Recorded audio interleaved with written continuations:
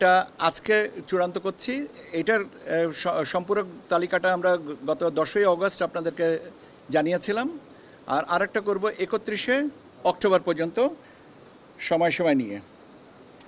এই তিনটার মধ্যে এখন যেহেতু দুইটা, আমি আপনাদেরকে total voter as on today যেটা হচ্ছে, সেটার সংখ্যা হচ্ছে 12,63,07,504।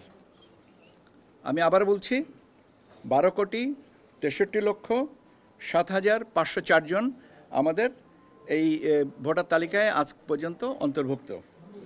আমি আপনাদের সাথে যখন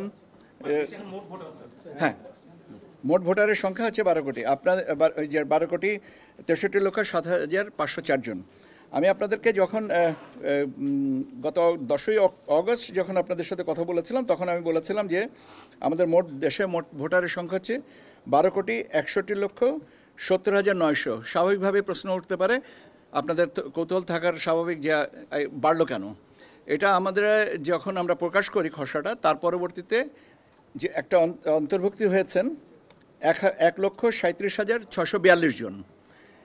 এনারাও বাদ পড়ার তালিকায় ছিলেন, বাদ পড়া ছিলেন, তারা আবার এটাতে নতুন করে অন্তর্ভুক্ত হয়েছেন।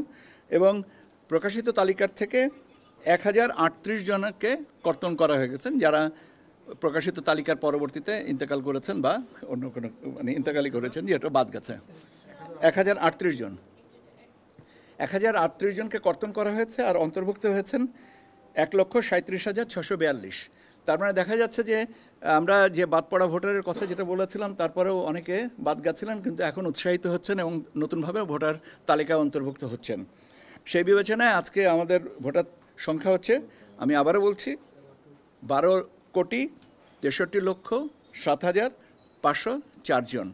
আমরা আরেকটা তালিকা 31শে অক্টোবর পর্যন্ত যাদের বয়স 18 বছর হবে, তাদেরকে নিয়ে আমরা 31শে অক্টোবর আরেকটা তালিকা আপনাদের কাছে প্রকাশ করব, এবং সেটার সময় অনুযায়ী আমরা নির্ধারিত করে আমাদের ভোটার তালিকা চূড়ান্ত করব। এই হচ্ছে আমাদের পরিসংখ্যানটা আপনাদের শেয়ার করার ছিল। আমার মনে হয় যে এটা আপনাদের মাধ্যমে সবাই জেনেছেন, এবং আপনাদেরকে অনেক ধন্যবাদ।